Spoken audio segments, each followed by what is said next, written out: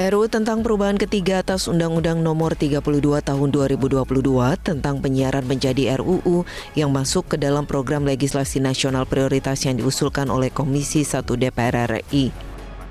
Dalam pekan ini, Komisi 1 menggelar rapat dengar pendapat dengan berbagai pihak guna menerima masukan dalam rangka menyusun RUU penyiaran yang sesuai dengan perkembangan teknologi dan kebutuhan masyarakat. Salah satunya soal usulan memasukkan aturan mengenai artificial intelligence atau AI atau kecerdasan buatan. RUU ini untuk bisa memasukkan mengenai artificial intelligence, bagaimana kita menyikapi, bagaimana kita menghadapi fenomena ini. Ya. Ini contoh yang sudah kami lakukan di TVRI. Ya. Jadi saya diminta untuk melakukan presentasi terkait dengan program kelompok pencapir ya, terhadap dialog presiden dengan petani. Pemirsa, revisi Undang-Undang Penyiaran yang sudah masuk ke dalam prolegnas menjadi penting karena akan membuat regulasi yang mampu mengantisipasi perkembangan industri media dalam 5 hingga 20 tahun mendatang. Lantas bagaimana perkembangannya? Akankah DPR mampu merampungkan revisi Undang-Undang ini sebelum akhir masa jabatan tahun ini? Untuk membahas hal ini sudah bergabung bersama kami melalui sambungan virtual Wakil Ketua Komisi 1 DPR RI, Dave Laksono. Selamat siang, Pak Dave. Selamat siang, gimana kabarnya? Sehat semua? Kabar baik, terima kasih Pak Dev telah bergabung bersama kami di Metro Siang. Pak Dev, mengutip apa yang Anda sampaikan di sejumlah media dan sudah kami dapatkan informasinya bahwa nantinya pembahasan ini harus relevan, bahkan sampai 20 dan hingga 50 tahun mendatang. Kalau begitu nanti apa poin-poin penting yang memang harus ditekankan dalam revisi Undang-Undang Penyiaran ini? Ya, memang beberapa poin-poin utama yaitu tentang pengawasan media. Terus yang sekarang ini yang menjadi keluh kesah sejumlah teman-teman media itu adalah bagaimana pengaturan terhadap media sosial. Karena kan sekarang dengan kencangnya arus digitalisasi, sehingga platform-platform digital, apakah yang OTT kah, ataupun juga live streaming, terus juga yang memposting konten seperti YouTube dan lain-lain, ini tidak ada aturannya. Nah, sementara ini menggerus habis kue daripada penyiaran Indonesia. Nah, ini yang perlu ada ketegasan dan juga pengaturannya. Dan kita bisa mencontoh beberapa negara-negara lain yang sudah melakukan dan juga untuk melindungi sistem penyiaran kita, para pelaku industri penyiaran kita, agar memastikan mereka itu dapat bisa bekerja, mereka itu dapat bisa terus melakukan penyiaran dan juga terus mengembangkan kebudayaan kita. Gitu. Ya, spesifiknya apa nanti yang akan ditekankan dalam perubahan yang nanti akan diusulkan begitu Pak Dev? Mulai dari kita berbicara soal algoritma distribusi untuk konten di digital misalnya, atau kemudian ada kompensasi untuk publisher right. Itu kan juga menjadi salah satu yang sedang diusung atau didorong. Nah, nanti spesifiknya akan menekankan pada hal apa? Ya, ini semua masih kita terus menata ulang ya. Kenapa ya? Karena ini kan RUU rancangan undang-undang ini sudah beberapa kali berubah ya. Dari awal itu kan main fokusnya ke analog switch off. Lalu analog switch off-nya itu sudah diatur di dalam Undang-Undang Cipta Kerja. Nah, terus jadi sudah perubahan 3 kali di dalam revisinya ini sendiri. Nah, yang sekarang ini di revisi yang terkini, hal-hal itulah yang menjadi perhatian akan baik dari para pelaku industri, terus juga dari para TV dan radio. Hal ini yang terus kita terima dan juga akan kita rampungkan, kita bahas di dalam DIM-nya. DIM-nya kan kita belum bahas lebih lanjut lagi ya.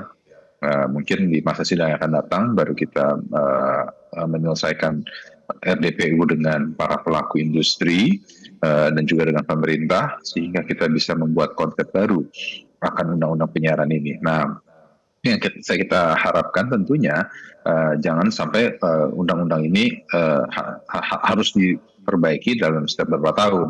Jadi memang ini bisa menjadi payung hukum yang cukup panjang dan memberikan ruang akan perubahan teknologi ke depan agar bisa menyesuaikan dengan kebutuhan-kebutuhan perkembangan teknologi penyiaran di masa yang akan datang. Ya, spesifik Pak Dev melihat perkembangan digital sudah semakin maju.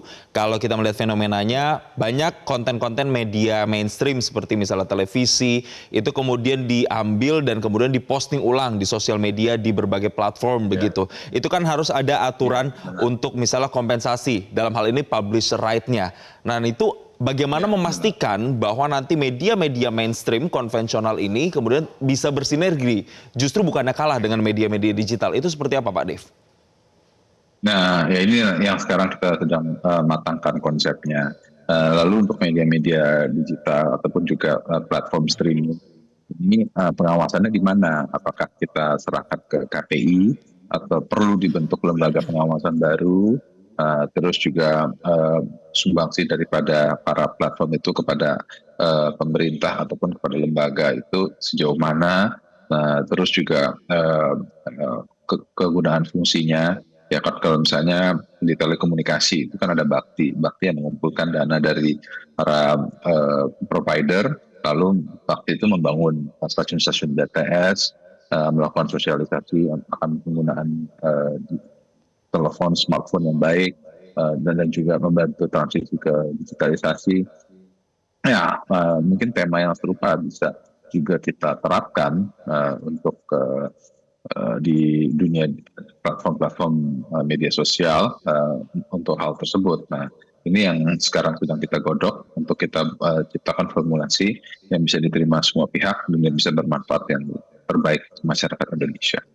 Baik, kita tinggalkan soal tadi publisher rights. Sekarang kita masuk ke AI, itu juga menjadi salah satu yang fokus begitu. Pak Dev, kalau untuk AI sendiri apa yang kemudian ingin nanti diusulkan atau dirubah mungkin atau ditambahkan? Yang dalam AI ini kan, ya ini kan sebelumnya belum ada ya, tidak ada aturannya, baik AI ataupun media sosial. Hal ini kan semua itu adalah, ya bisa dibilang adalah barang baru lah untuk dunia Indonesia atau bahkan untuk dunia secara keseluruhan.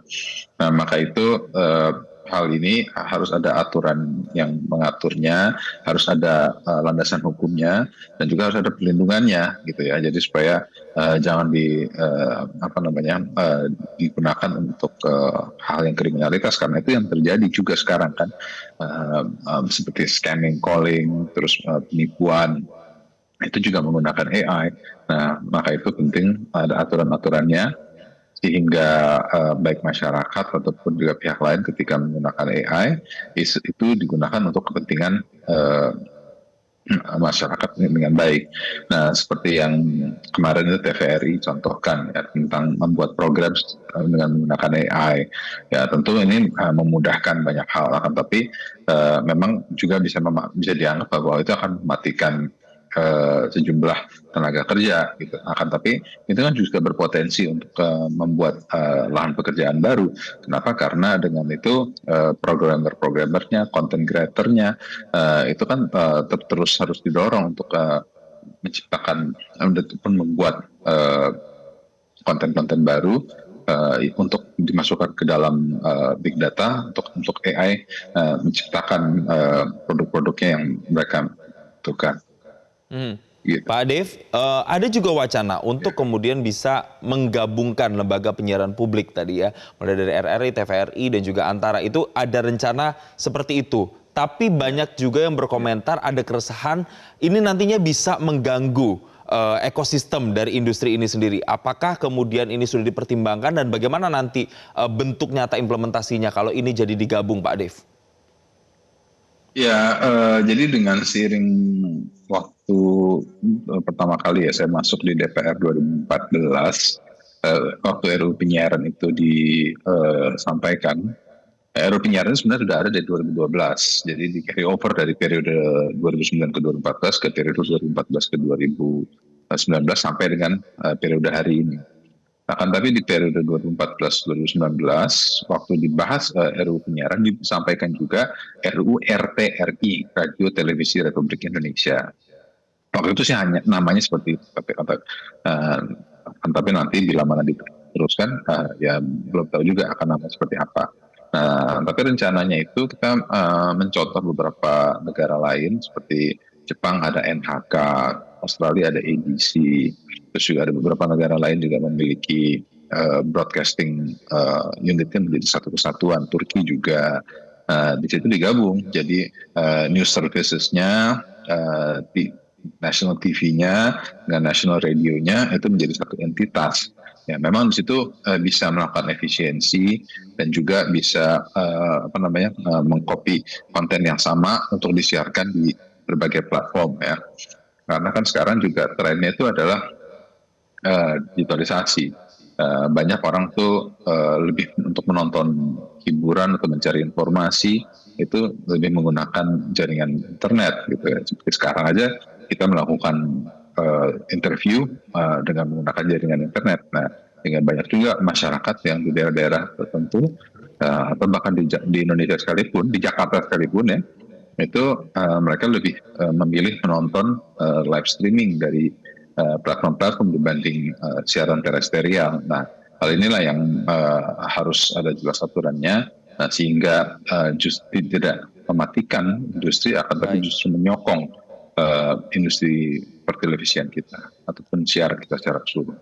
Baik, semoga ini juga nanti akan segera rampung karena memang RUU ini pembahasannya sudah masuk ke dalam prolegnas dan kita harapkan nantinya ini benar-benar justru bisa saling menopang antara industri media konvensional atau media mainstream dengan media digital. Terima kasih Wakil Ketua Komisi 1 DPR RI Dave Laksono telah bergabung bersama kami di Metro Siang.